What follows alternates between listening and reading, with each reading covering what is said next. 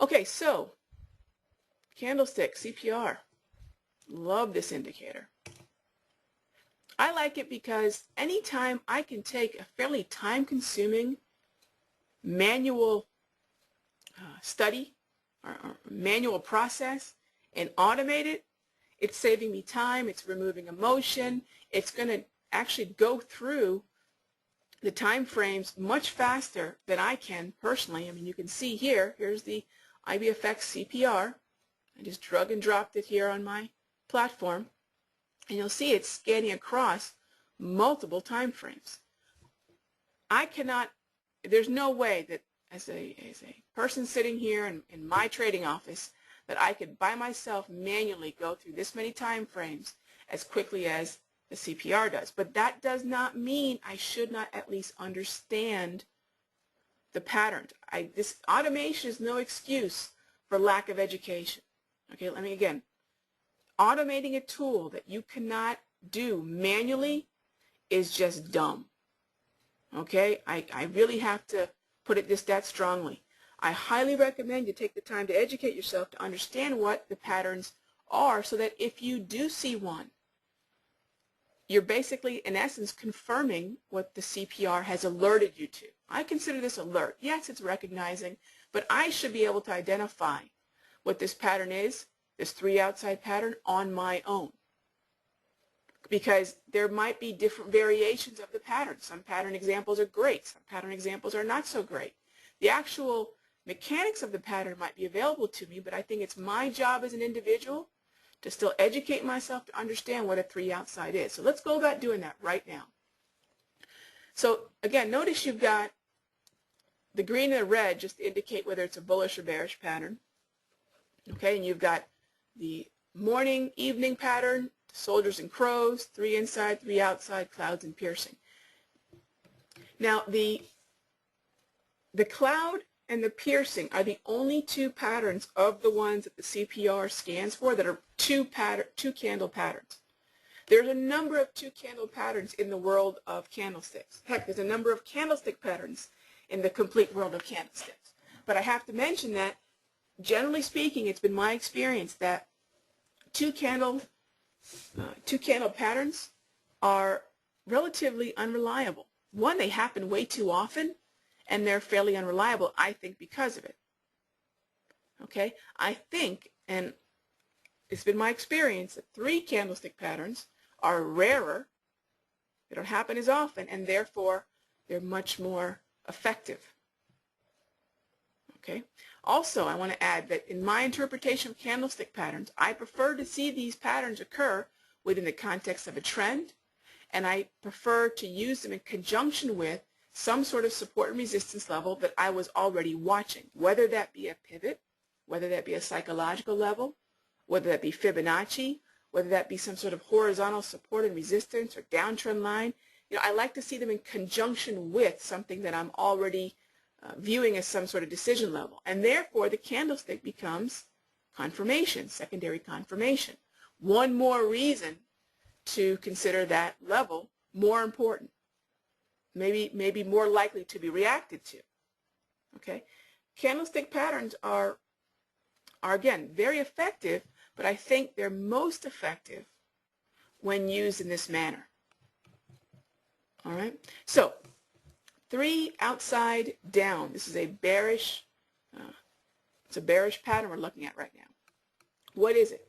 Well, it's a reversal pattern.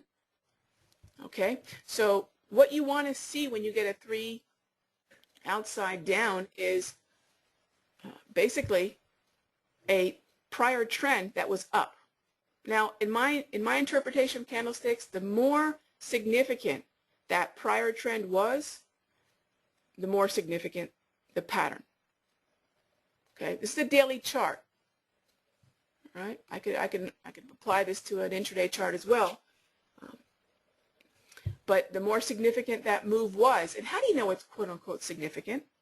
You have to look at the movement of the pair. You know, what might be a significant move on the daily chart of the Euro-US dollar may not even be significant in terms of number of pips covered on, say, on cable.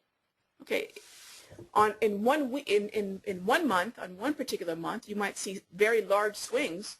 The next month might not be as significant a swing. So what is the prior trend, and the significance of the prior trend has to be taken within the context of what the pair is currently doing.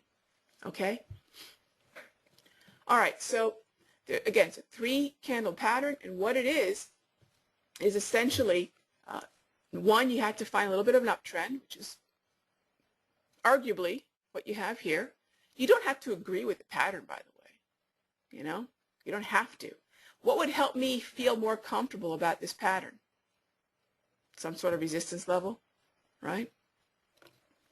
So what happens, generally speaking, we have one of these happening on the 1-minute chart too. Let's take a peek as I go through the discussion here.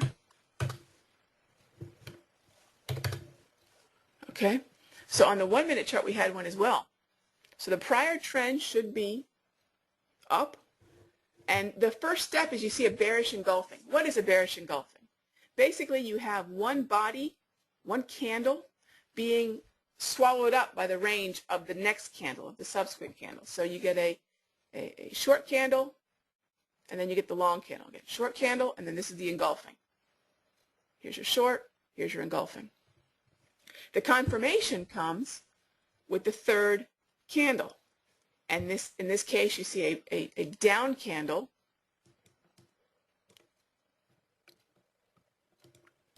You see a down candle on the third candle with a lower close.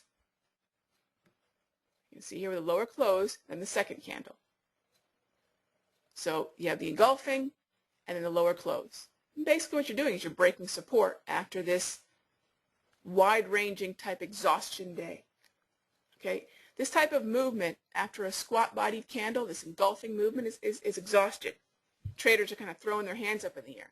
The bulls were very opinionated. The bears were very opinionated. Okay, and then the bears basically won here, and the confirmation comes that third candle. All right. Now we may not see actual examples of every one of our patterns here today, but I'm going to try to find as many as possible.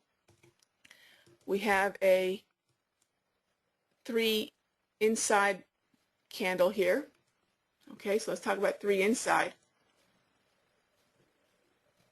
So this is a 3 inside down. It's denoted by the red color.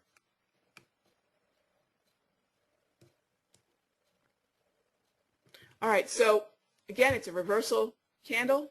It's a bearish pattern. The prior trend should be a little bit of an uptrend, a bullish uptrend. Okay, so what do you have on a 3 inside? Okay, as opposed to that outside. Well, notice on a 3 inside, the major difference is this. Instead of that engulfing, you see what's known more commonly as a harami. For those of you that are unfamiliar with haramis, it's the opposite of engulfing. The first candle of the 3-candle setup is the wide-ranging candle. The second candle is that squat-bodied candle. Remember, it's the opposite of the 3 outside. Outside is when you have the squat body first and then the engulfing. In the 3 inside, you have the wide-ranging first, then that squat body. So it's an inside day. Okay, in 3 inside, it's an inside day, which is also known as the harami. The third candle, again, is the confirmation, and what you're looking for is that third candle with a lower close than the second candle. Now, I'll tell you, I'm not crazy about this particular pattern. Even though it is, I guess, technically a 3 inside, I don't like the fact that this second candle really wasn't an inside candle. And this is where I'm telling you, I want to have examples where I might differ from the pattern, because this is technically a pretty decent example, but I want to be a little bit more fussy because I understand what a 3 inside is. I can actually say, well, this technically probably wasn't an inside, and I don't like that the wick was way up here. Okay, and while it did follow through a little bit, this is not a pattern that I would be wild about. Again, if you don't understand how to recognize these manually, you probably don't have any business automating it. Take the time to understand. All right, let's see what other patterns we have here. Let's jump on over to a dollar yen.